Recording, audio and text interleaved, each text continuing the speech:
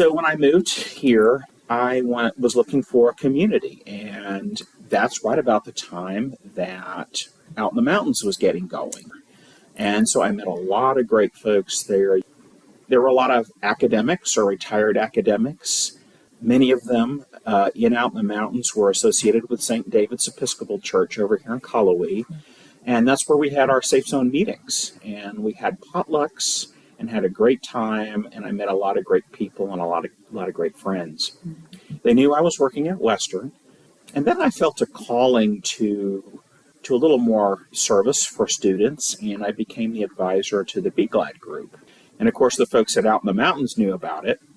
And so we started talking about some opportunities. And Safe Zone was a topic of discussion. It was really getting popular across the country at that time.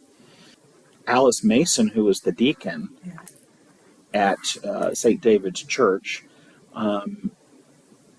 approached the Diocese of Western North Carolina and the Episcopal Diocese and said, we'd like to maybe provide some seed money for a Safe Zone project. And that's where it all began. And so it was discussions with the Out in the Mountains group and their association with St. David's. BGLAD was the student LGBT organization. And if I can remember the acronyms, bisexual, lesbian, gay, allies for diversity, I believe is what it stands for. Okay. And it was a student group.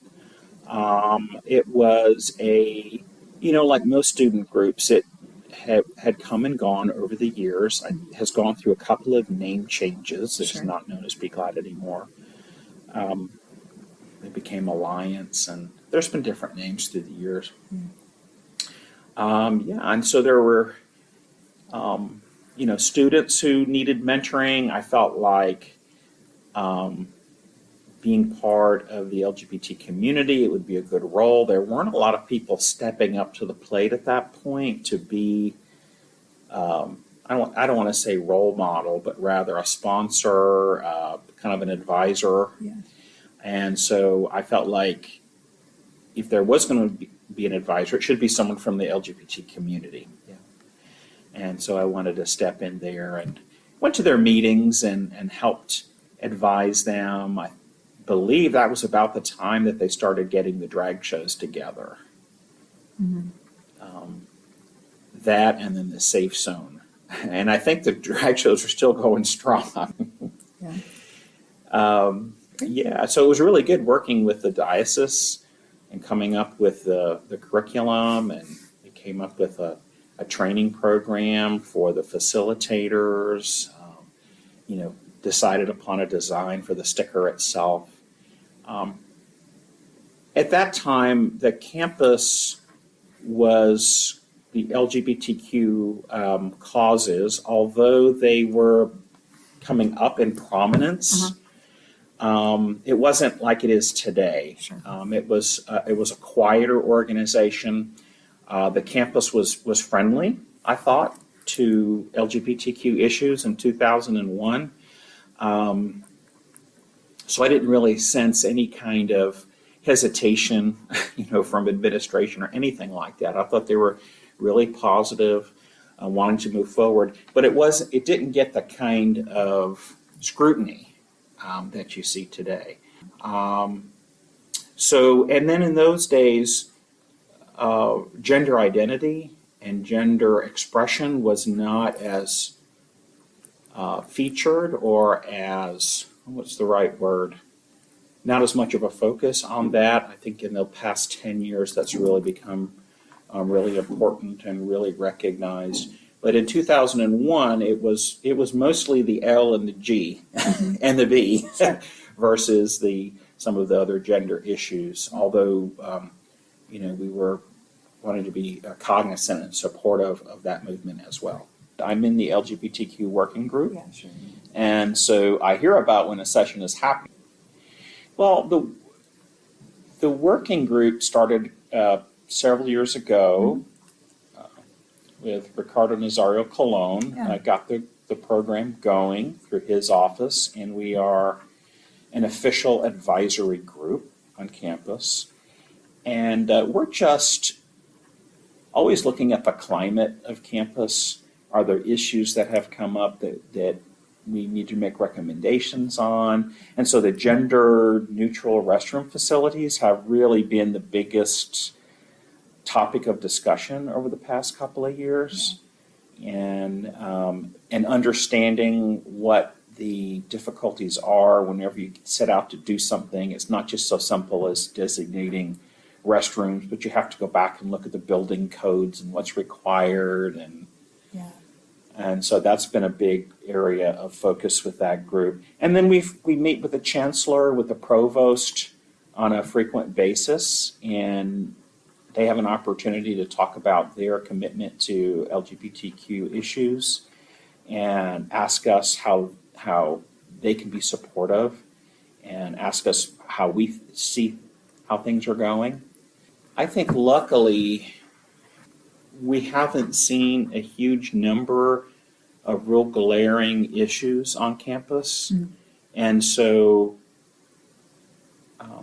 I wouldn't say that there are 1,000 things that we need to address at any given point. I think as we meet, a lot of those gender identity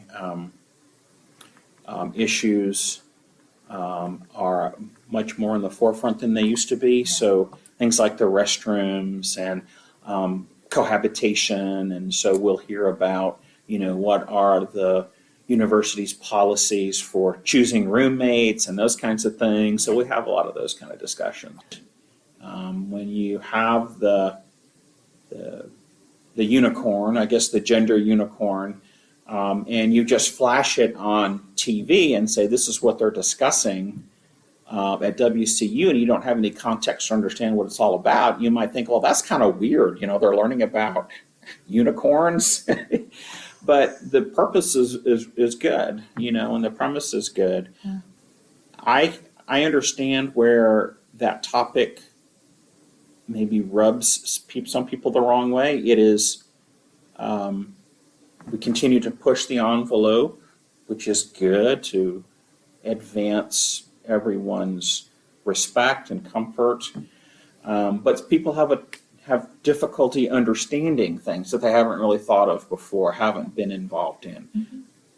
I think over the past 20 years since I've been in higher ed, we've moved mountains as far as that's concerned. But it's still out in the wider community. There's a great deal of reluctance, I guess, to think about or to be supportive among some people. I think that as a institution, understanding that people are in different places, we want to be open to freedom of speech. And if we see a student who talks to the media, the way she did, that understand that this is an individual who's learning as well, mm-hmm. and that we don't expect them to all have the same opinion on everything. And